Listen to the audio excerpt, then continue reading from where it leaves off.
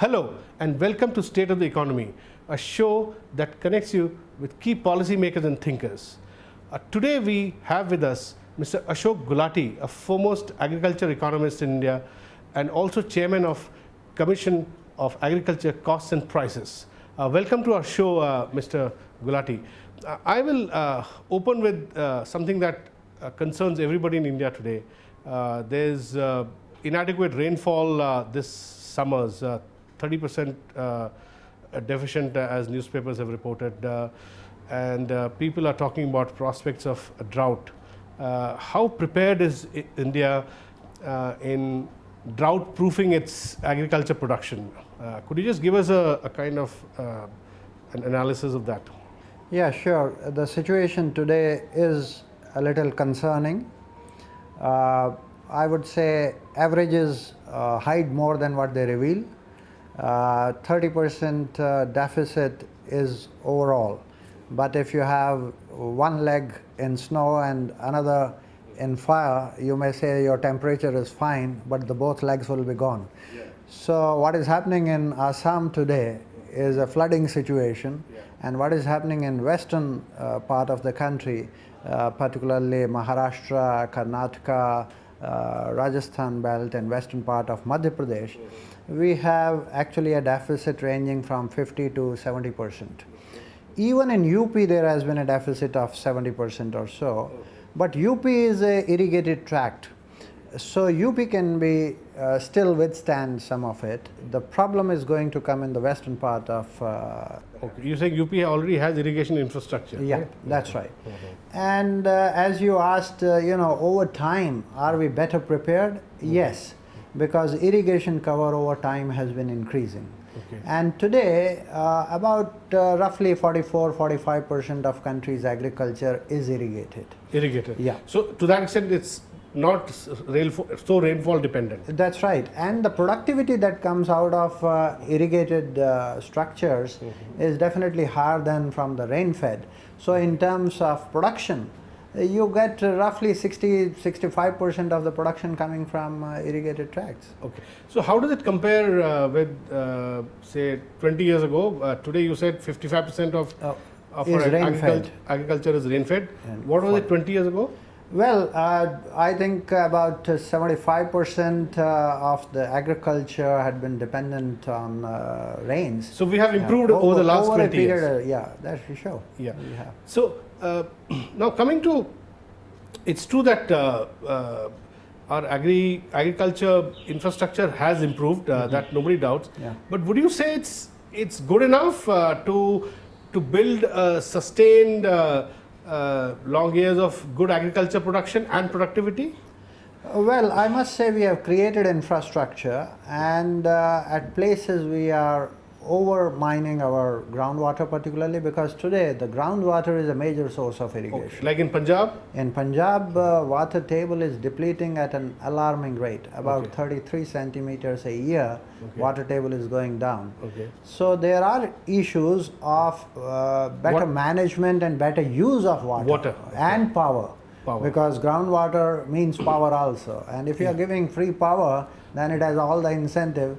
So we have yet to learn how to price our water, how to price our power appropriately. Yeah, and thereby these things have to reflect in the cost of production. Of course, the real cost of production. This is very strange. This country is very water scarce otherwise, and the projections of the International Water Resources Group is by 2030, India will be short of water by 50%, 50. Okay. Now, given that scenario, we are not preparing ourselves very well in terms of increasing productivity per unit of water. We still look for per unit of land. And what are our exportable crops? We are exporting water, rice. 7 million tons roughly we have exported this year, which from one angle is very good, but if you look at 1 kilogram of rice contains about 3,000 to 5,000 liters of water. Okay. So you are exporting a huge lot of water. Okay. Same thing in case of sugar. As you said, if the kharif crop, if it is suboptimal, the production because of less rainfall, are you confident that we'll still be able to, given our stocks, we should be able to tide over this period? Yeah, I think we are in a very fortunate situation from that angle. Okay. That today the country has, in its history of 1,000 years perhaps, it had never had this much of food grain stocks, 82 million tons. Yeah. So it will. What was the last time you had what peak grain production? 2002 was a similar type of a situation, but that time we touched 64 million tons. So this time it's 82. 82. You know, but as a percentage of production, it's more or less coming at the same level. So this is a cause to celebrate actually in a way. In one sense, yes. But on the other, if you don't have enough storage capacity and you are not keeping the hard produce, you know, there is a lot of effort and resources that go to produce, and when you see that grain rotting in the open, that becomes a cause of worry too. Yeah, and of course you have to make the distribution system also more efficient, the PDS distribution system, etc., right? I think there are two things. One is definitely the PDS system has to improve so that we can reach the real poor of this country. Unfortunately, the newspaper reports and many research pieces also have reflected that there is unduly high leakages in the public distribution system. So whatever is sent from the center or from the states, you know, somehow leaks into the open system or comes back perhaps. Sure. The other is that the consumption of cereals on per capita basis, as the purchasing power of the people goes up, starts declining, and they start putting pressure on protein products or fruits and vegetables. We'll come to the protein, that aspect of agriculture production, but after a small break. Please don't go away and keep watching Raj Sabha television.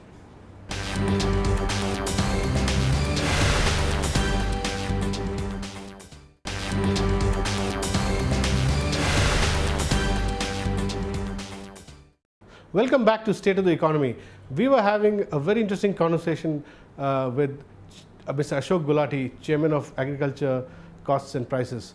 Mr. Gulati, when will we have a comprehensive system where, since you are CSCPs, where there will be a certain incentive for farmers to produce in order to sort of feed this growing population? You know, the fact of the matter is rice and wheat are the prime staples of the country. So country being so large in population and increasing incomes, cannot possibly rely on global markets to a large extent. You know, for example, rice, the total global market is about 34 million tons. And if today, supposing in the drought you have a drop of 20 million tons of rice production, can you go to the international market to get 20 million tons?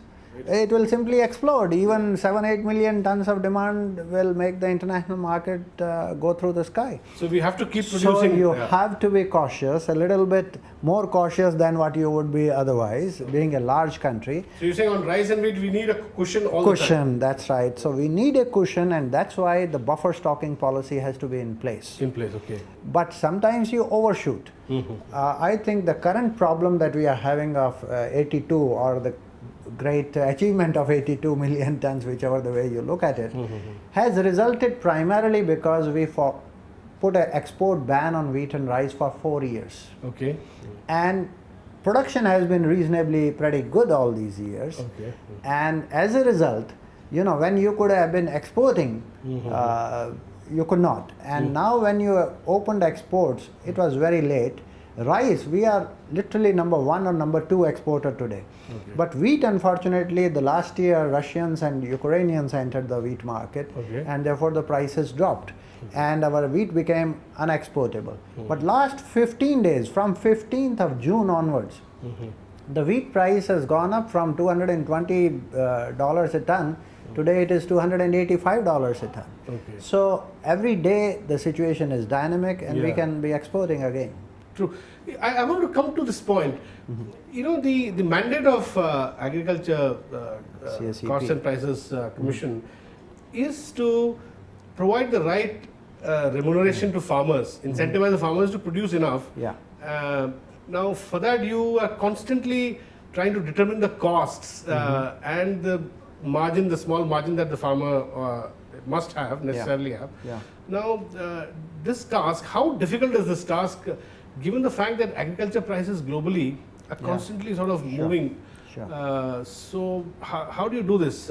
Yeah, this is our prime mandate as given in our basic terms of reference, is that we have to incentivize the peasantry, make the Indian agriculture remunerative enough, with an objective that they adopt modern technologies, with an objective that they raise productivity and overall production in the economy broadly in line with the emerging demand patterns of the country.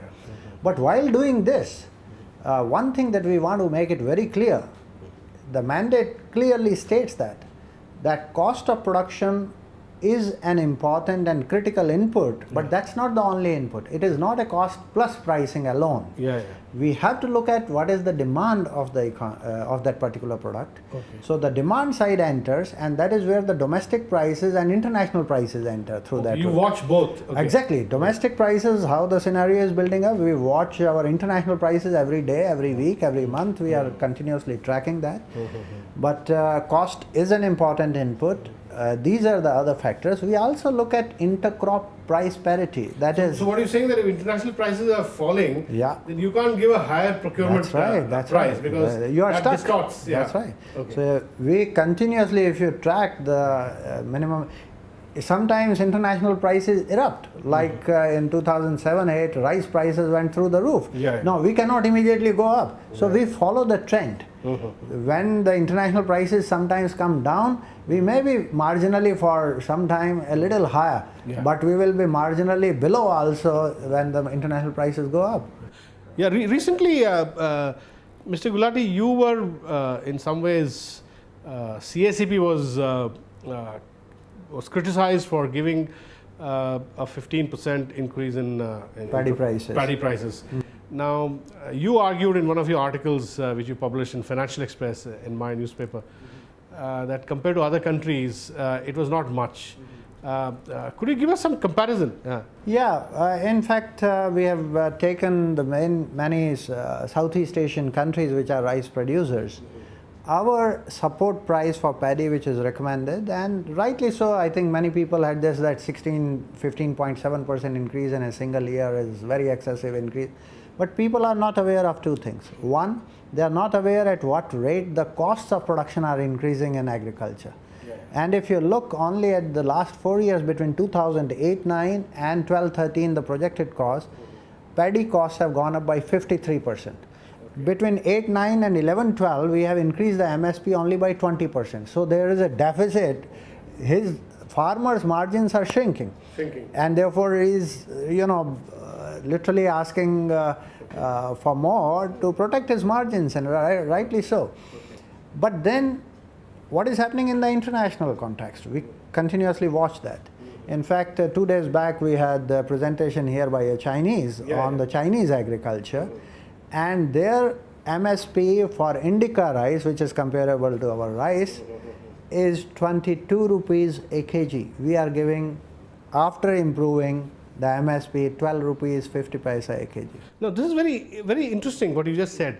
Now, China is giving 22 and we are giving about 12. And their productivity is almost 70-80% higher than Indian productivity, double than the Indian productivity of Now, one of the reasons why, again, I'm coming back to the China-India comparison. China is giving such a high price, and yet they have a reasonably low inflation rate of about 3 to 4%. That's right. Now, one of the reasons why you're being criticized for giving within quotes a higher procurement price is because it will impact inflation, right? So how do you manage this contradiction? Because on the one hand there are consumers and there is political pressure to keep food inflation down. On the other hand, your mandate is to give the farmer the right price, seeing his costs and seeing the profits that he needs to have. Our mandate is also to take care of the consumer also at one point. So it's not just the farmer group. But all said and done, first I think a clarification is needed.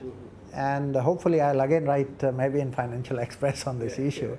Last 2 years, when the food inflation is a major concern, and rightly so in the country, you look at and decompose the food inflation. Minimum food inflation is coming from the cereals group, and that is what we do MSP.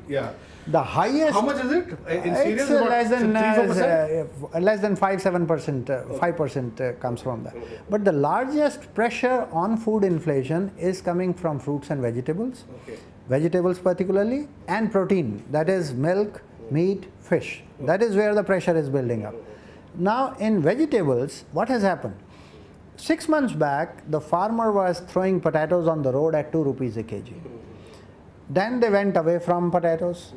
At present, last 1 month, there was hardly any drop of rain in the hills. So pahadi aloo which comes is 80% finished. So price which was ruling at 2 rupees a kg at the farmer level in the mandi is 8 to 10 rupees a kg. By the time it comes to retail, it is 20 rupees a kg. You look at it as, oh, this is 400% inflation in potato or 300%. Sure. And potato is the largest vegetable. Yeah, we'll come back to this. I think we have to look at the supply chain. It's a very important issue. But after a small break, please don't go away and keep watching Raj Sabha television.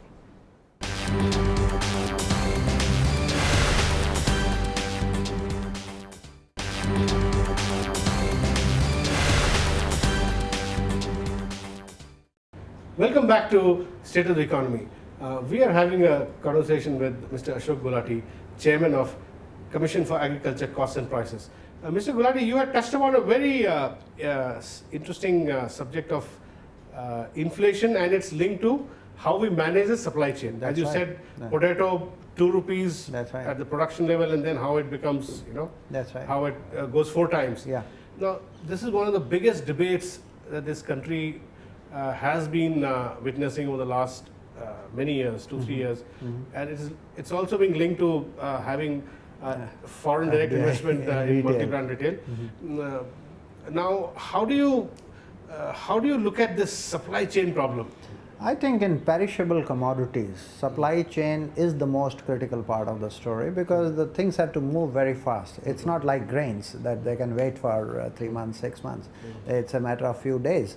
And for that, I'm a supporter of FDI in retail, but I don't think FDI in retail is the only thing that will solve the problem. That's the other thing I want to come to. Do you think FDI and retail is only? No, not at all. How about local investment? Of course. So you need to Why don't state governments invest in supply chain? Exactly. And that's what we did in milk. How did we become the biggest producer of milk in the world from the smallholder economy? Mr. Kurian turned around the whole thing. I believe that in the example of milk, somebody told me the price that the farmer gets and the end price of the consumer, there's not such a wide gap. Right? It would be about still, I think, 60-70% what the farmer gets, which is pretty good. Yeah, farmer gets 70% of the end price. If in vegetables and fruits, farmers can get 60-70% of the consumer's price, that would be a revolution. How can we do that? This is through supply chains, better, efficient. So first you have to aggregate the producers. Because you need a scale, and farmers, producers, organizations can be created. That's where the role of the state comes. We have an agency called Small Farmers Agribusiness Consortium, and they are in the process of building up this entire thing. But I think that needs to be scaled up 10 times more what the current effort of the government is. Can we have some sort of PPP model in this? This is a PPP model where the government helps farmers to aggregate their produce. I was working on Indonesia and China earlier in my earlier incarnation, and the biggest retailers directly tie up with the farmers groups, and they bring the produce where one farmer has a better infrastructure. It is created with the help of either by the state or the retailers or the processors. Produce is washed there, cleaned there, graded there, barcoded there, packaged there, and then in the evening the reefer vans of the retailers come and they take it and direct. Within 24 hours of harvesting, the vegetables are moving from the farm to the retailer's shelf. And farmers are getting 30% higher price than what they used to get through the mandi system and others that we are still following. So I think we need to evolve from the mandi system to a direct linkage of retailers and processors with the groups of farmers. Whether FDI or not. FDI comes fine, but our own players, you need to clear the rules of the game. Today, and if there's such an opportunity, then private sector should come. Of course. So if reforming the APMC in a big way and saying that anybody is welcome to directly tie up with the farmers, freeing up the lease market, land lease market. So if they want to lease out to any farmers groups or any other companies, they can do so. Plus freeing up our own domestic market. Exactly. Do we truly have I want to ask you this. No. Do we truly have a common market in agriculture? No. There are so many restrictions Major distortions. on Major agriculture product movement within states. I fully say that India, unfortunately, politically we are one country, economically, for agriculture they are fragmented markets. Because Mr. Gulati, somebody told me that in some agriculture products, some coastal states may be very good at producing. They are more integrated with Europe or some Southeast Asian country than they are with, say, Punjab. A southern state with Punjab has no... Sure. Gujarat would be known much more for cotton in China than any other state. In fact, Chinese are now teaching Gujaratis in one of the universities to do business with Gujarat. Yeah. Punjab, the problem is distortion coming through high taxes. Yeah, sure. On wheat and rice, they are putting about 14.5% various levies and cess and taxes and all that. The moment wheat and rice comes out of the mandi, it is not competitive for exports. Yeah, sure. So there are distortions. Local taxes are a big problem. So you have driven the private sector out. You have created a localized thing which can operate only through the government procurement policy. But that has fragmented the country. This is one type of problem. There is another type of problem which Madhya Pradesh has done. Yeah. They are giving a bonus of 100 rupees on wheat. Okay. They have procured 8.5 million tons of wheat this year, which is a commendable thing. But they have driven the private sector out, and now everything has fallen on them. Okay. So again, it is a huge distortion. On one side, Punjab distortion comes through high taxes. Yeah. Madhya Pradesh distortion comes through a high bonus. And you create islands where only the state will come to your rescue. Okay. The private sector and the unified national market is finished. But getting back, both are in some sense not good. Yeah, but I need to get back to your basic question of inflation and MSP. As I said, it's not the MSP crops which are creating really a big problem for inflation. Because as you said, it's on grains it's less than 5%. The real problem of inflation, as I understand as a professional economist, is fiscal deficit of this country. Okay. And fiscal deficit has 3 F's. The fuel subsidies, the fertilizer subsidy, and the food subsidies. Yeah. And all 3 need rationalization. Sure. And this is a political bullet, and somebody has to bite it. And sooner we do it, better. The difference between why China's food inflation is hovering at 3 to 5% when our inflation is still on a high, although China also experienced very high rates earlier between 7, 8, 8, 9. No, yeah, you're right. But in our case, Mr. Gulati, after the 2008 global meltdown, which caused deflation in global economies uniformly, global inflation was negative at 17.5% food inflation. But in India, it's still because fiscal it was stimulus, still at plus. The fiscal stimulus that we gave with supply constraints. If you have excess capacity, you give a fiscal stimulus, growth triggers. Okay. But if you have supply constraints, where is power? You go to the villages, there is no power. They are running their sets on diesel. Okay. The cold storages you need, they can't run on diesel really. You need. So here, Mr. Gulati, what role can states play? I mean, I remember talking to you earlier. You said that some states have a far better vision on creating a good agriculture infrastructure. Yeah. And some states don't. For instance, you said Bihar is rich in resources, can produce rice, has high water tables. Yeah. But what is wrong with Bihar? Why don't they? You said that you visited Bihar and you were disappointed with the. Yeah, Bihar has a great potential for sugarcane, for grains. Unfortunately, the marketing system is in shambles. So the problem is that when the procurement price announced was 1080 for per quintal for paddy, farmers were selling paddy at 800 to 850 rupees. Oh. So we talked to the government officials, the advisors, and all this, and it's being taken up. They are trying to build the system. It's going to take time. So which are the states which have a good system in this regard? Well, I would say which relies perfectly on markets. Overall agriculture growth in the country is hovering around 3%, 3.2, 3.3, Roughly, roughly. But Gujarat is growing at 10% per annum for 10 years. Okay. How are they doing it? And an arid A state without drought-prone water. state. Yeah. Drought-prone state. In some other states, There are 3, 4, 5 states which are doing above the national above national average, yeah. national average.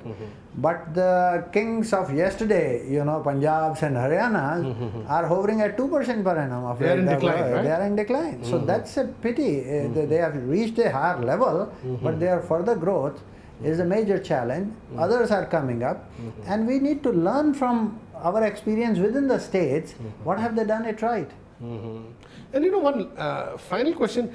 You said India, very rightly you said India economically is many nations. And in agriculture that is even more pronounced. That's right. I guess in manufacturing you could still argue that there's a common market. That's right. How do you, as chairman of CACP, how do you determine uniform costs across such a diverse country? Government of India spends about 50 crores to collect every year what is the cost of different products, agricultural products in different states of India. Okay. So there is a scientific method through which it is done. Although there are people who feel there is a credibility gap in terms of the quality of data and so on and so forth. But all said and done, I think India is one of the few countries which have that comprehensive data set. Now, to give you an example of paddy, there would be states which will be producing paddy at 800 rupees a quintal, and there would be others which will be producing at 1400 rupees a quintal. That variation in cost. That is the variation in cost. Okay. In sometimes in some pulses or core cereals, the variation is even more. Okay. And this is at a state level. When you look within the farmers group, the dispersion is even more. Now you cannot cover the last person, the highest cost state. Okay. So you think of, at present we operate through weighted average costs. Okay, weighted average method, okay. And therefore whatever MSP is announced, if we try to cover the weighted average cost, Sure. there would be states, there would be farmers whose costs are not being fully covered. Yeah. And therefore they always complain. Yeah, but you can't do better than that. Yeah. Thanks for being with us, Thank Mr. you. Gulati. Thank you very much. That's all we have in this episode of State of the Economy. We'll be back soon. Thank you.